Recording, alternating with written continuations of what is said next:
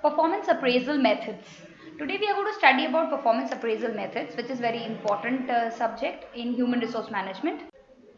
Now, behavior oriented systems are ranking methods, in which generally straight ranking, high-low, that is alternate ranking, paired comparison, forced distribution, which is similar to ranking, graphic rating scales are used. Now, in ranking method, the important three different types of methods are straight ranking, alternation ranking, and paired comparison. Now, we are going to explain each of the ranking methods and generally what kind of methods are preferred. We are going to discuss about it. Now, force distribution is something like what is the design, what is the purpose, and why it is to be taken, why it is not to be taken. In graphic rating scales, the single most popular method of appraisal is because in that easily the performance appraisal can be done with a shorter time span as well as the cost can be saved. Now, graphic rating scales is like they're basically what they do is that they have a proper graph in which they rate people and they compare that who is the rank 1, who is rank 2 and who is actually below average, and then they try to figure it out what are the potential strengths in the performer and what are the potential weaknesses in the performer. Now, critical incident method is basically on observation of behaviors, whether it is a positive behavior or whether it is a negative behavior. Generally, what exactly happens in this is that it's a written notation of behaviors made and placed on each employee's file. That how positively he behaved or she behaved, how negatively he behaved or she behaved at a particular incident. Each observation is discussed with the employee at the time of occurrence. Whenever it happens, it has been documented and it is generally discussed.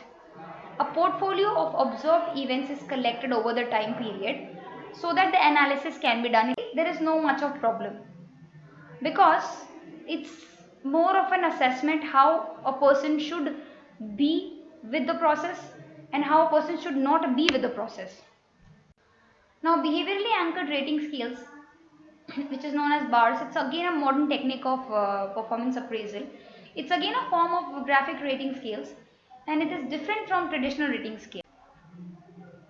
Now, there are some attractions, some limitations. Now, we are going to talk about management by objectives. It's generally used, it focuses on measurable results by mutually agreed upon goals for a work cycle, wherein a person sits with his manager, the manager sets some goal as per the job analysis for the employee, and that particular employee also sets a goal for himself, understanding the job requirement. Now, there are steps in development and usage, and again the potential strengths and weaknesses are involved. If after half year or on quarterly basis or after year, when there is a review which is taking place between the manager and the employee, they will check out whether that employee was able to attain the set benchmark or the goal or not.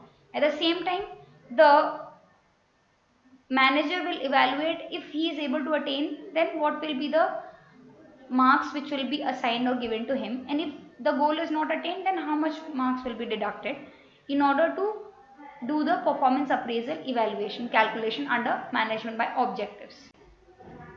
Now, performance appraisal system, the factors which are generally to consider in choice is the cost. Generally, performance appraisal system, the 360-degree appraisal system is very good appraisal system, but it is very costly. Now, at the same time, there are many other methods which we have discussed and they are cost effective. So, companies generally at times decide because they understand that 360-degree appraisal system is good, but since costing is a disadvantage, it increases too much. So, they generally drop the idea of taking 360-degree appraisal system and they choose appraisal system wherein the cost will be lesser for doing the assessment. Useful in employee development is another parameter which is checked that whether this performance appraisal system should be adapted by the company or not. How usefulness is it in administrative decisions, and of course the validity. Now, see, you have to think that what form of performance appraisal would you recommend for your company or you will be implementing in your company, as in if you are at top level management, what criteria have you used in making your recommendations? Now every person has to, whenever we come up with a recommendation, we need to understand that what are the factors which we consider while choosing that particular alternative, and what limitations as well as strengths does your recommended method have. Now every coin has got two sides, so you have to discuss both the things, and at the same time you have to validate your point by stating that if advantages are there, disadvantages are there, still the advantages are more in comparison to disadvantages. Now, who generally appraises? So, I'll say who is the appraisee and who is the appraiser. Appraisee is the person who appraises. Appraiser is the person for whom the performance appraisal is taking place. So, the appraisee is supervisor, peers, subordinates, self appraisal, and customers.